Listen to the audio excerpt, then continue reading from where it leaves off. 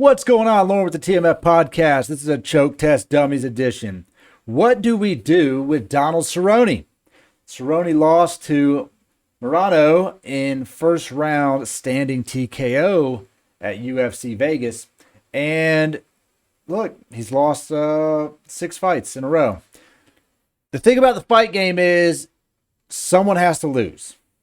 So 2 guys go in, someone has to lose. It's the only way.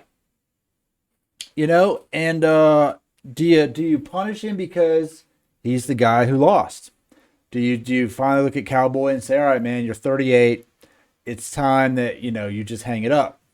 This is it's not for you because you just continue to lose. Or do you chalk it up to a late in the event switch up from Diego Sanchez? You've had a fight camp preparing for Diego Sanchez, and now we switch it to Alex Moreno, and you're really not prepared for that kind of a fighter? Or do you just say you should be prepared for anyone who walks in the octagon?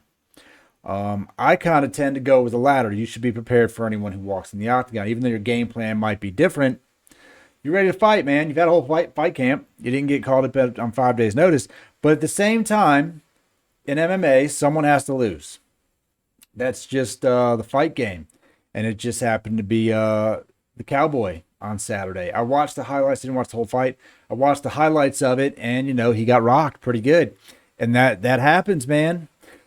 You can't control getting rocked sometimes. You just get, they stop it early. He was still defending. He was still taking hits. I don't know. Could have let him go a little longer, I guess, but it is what it is. So what do you do with Cowboy? Oh, excuse me.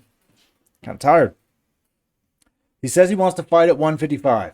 I like Cowboy at 170. 155 is a far cry from 170. I feel like these guys go down to 155 to fight, and it's just not healthy for them. Cowboys looks good at 170, but if that's where he wants to be, let it happen. Look, we've seen too many weigh-ins lately where, the fighters are just tore up, man. They're just, they can barely stand on the scale to make weight.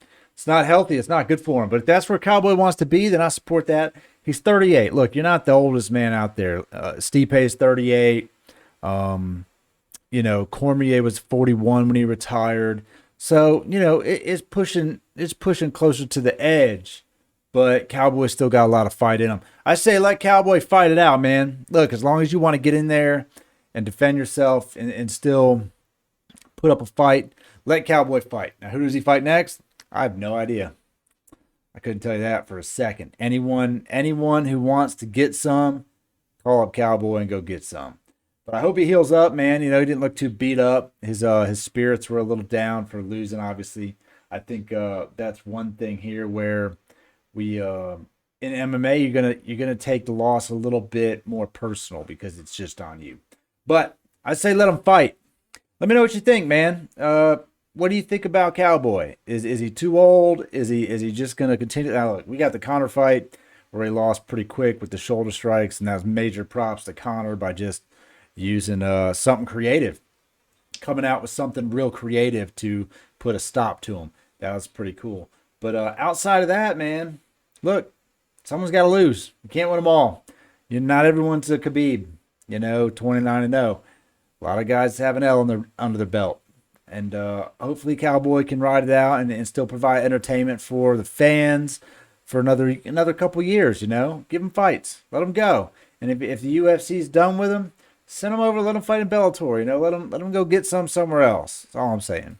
I look forward to watching Cowboy fight, man. Keep your head up. I look forward to the next one, and I also look forward to the next UFC pay-per-view coming up this weekend. So, hit the like button, leave me a comment, subscribe, hit the dinger, whatever you got to do to stay up to date on what's going on. But Cowboy, we'll see you next time, sir.